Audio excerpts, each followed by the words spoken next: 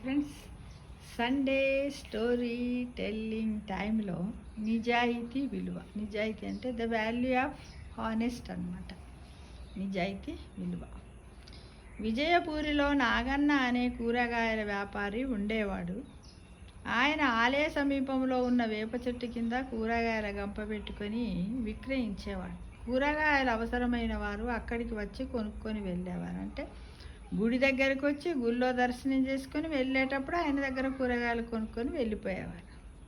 నాగన్నకు మాధవుడు అనే ఒక కొడుకు ఉన్నాడు. చదువు పూర్తి చేసుకొని వచ్చి ఉద్యోగ ప్రయత్నాలు చేస్తూ ఇంటి వద్ద ఉన్నాడు.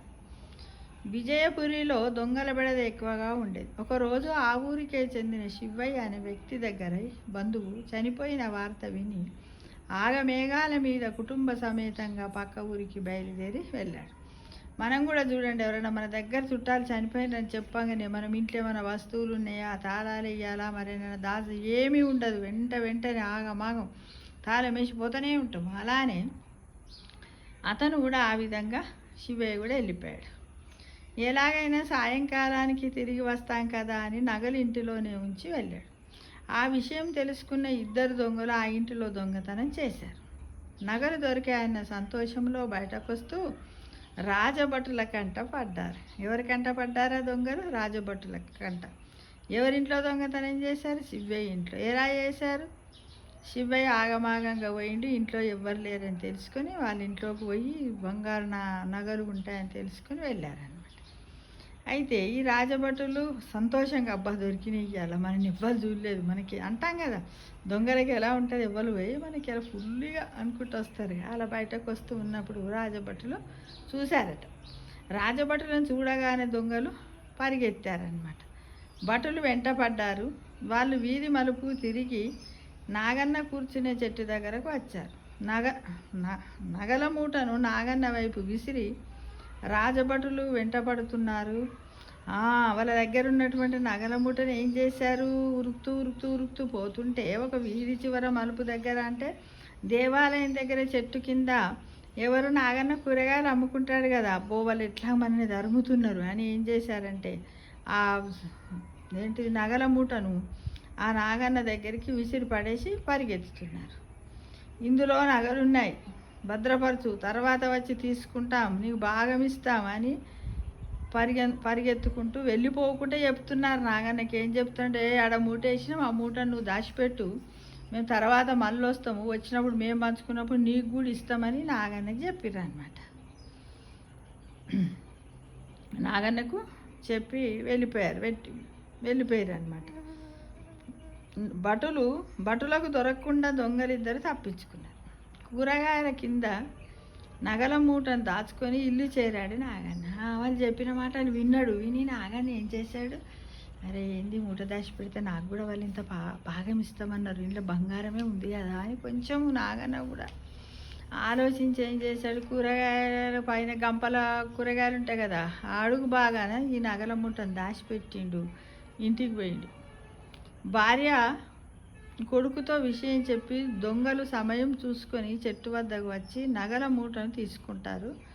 అందులో నాకు కొన్ని నగలిస్తారు, మన దశ తిరిగినట్లే అన్నాడు అనమాట. భార్యకు కొడుకుతోటి విషయం చెప్పి ఎవరు? నాగన్న చెప్తున్నాడు. ఇక మనం రేపటి నుంచి కూరగాయలు అమ్ముకోవాల్సిన పని లేదే, ఈ బంగారం మూట ఉంది, దీంట్లో నాకు భాగం ఇస్తామన్నారు వాళ్ళని చెప్తున్నావు. అయితే వాళ్ళకు మాధవుడు అందుకు ఒప్పుకోలేదు. మాధవుడు ఎవరు? ఇప్పటివరకు మాధవుడు రాలే. మాధవుడు ఎవరు? నాగన్న కొడుకు పేరు మాధవుడు. మాధవుడు అందుకు ఒప్పుకోలేదు. నానా, దొంగతనము తప్పు కదా, కాయా కష్టం చేసి కూతుళ్ళ పెళ్లి కోసము, ఇంటి అవసరాల కోసము నగలు ధనము దాచుకొని ఉంటారు కదా నాన్న, వాటిని దొంగిలిస్తే ఆ ఇంటి వారి పరిస్థితి ఏంటి, ఎంతగా బాధపడతారో ఆలోచించండి నాన్న, ఆ స్థానంలో మనముంటే ఎంత బాధపడతామో కదా అని తండ్రితోటి అన్నాడు. తండ్రి నాగన్నతోటి కొడుకు మాధవుడు అన్నాడు. కొడుకు మాటలకు నాగన్న మనస్సు మార్చుకొని ఏం చేస్తావో నీ ఇష్టం అని నగల మూటను కొడుకు చేతికిచ్చాడు. ఒరేయ్, నువ్వు ఇవన్నీ చెప్తున్నావు కాబట్టి ఏమైనా వేసుకపోరా ఈ మూటనని ఆయన కొడుకు చేతికి ఇచ్చింది. మాధవుడు రహస్యంగా రాజుగారిని కలిసి నగల మూటని ఇచ్చి జరిగిన విషయం వివరించాడు. రాజు మాధవుడికి ఏం చెయ్యాలో చెప్పి పంపాడు. మాధవుడు రాళ్లను మూటగట్టి తండ్రికిచ్చి ఏం చెయ్యాలో చెప్పాడు. ఆ రోజు నుండి నాగన్న రాళ్ల మూటను ఒక కూరగాయల గంపలో ఉంచుకొని చెట్టు కింద కూర్చొని మళ్ళీ ఎప్పట్లాగా కూరగాయలు అమ్ముకుంటూనే ఉన్నాడు, కూర్చోసాగాడు అనమాట. 2 రోజుల తర్వాత మధ్యాహ్నం నాగన్న దగ్గర ఎవరు లేని సమయంలో దొంగలు నగల మూట కోసం వచ్చి అడిగారు. నాగన్న కూరగాయల కింద దాచిన రాళ్ల మూటను తీసి ఇచ్చాడు. చెట్టు మీద దాక్కొని ఆ సమయం కోసమే ఎదురు చూస్తున్న రాజభటులు కన్ను మూసి తెరిచేలోగా దాడి చేసి దొంగలను బంధించారు. నగలను నిజాయితీగా అందజేయడమే కాక ఎంతో కాలంగా పట్టుబడకుండా తప్పించుకు తిరుగుతున్న దొంగలను నిస్వార్థంగా పట్టి ఇచ్చిన మాధవుడి తండ్రిని నాగన్నను రాజు అభినందించాడు.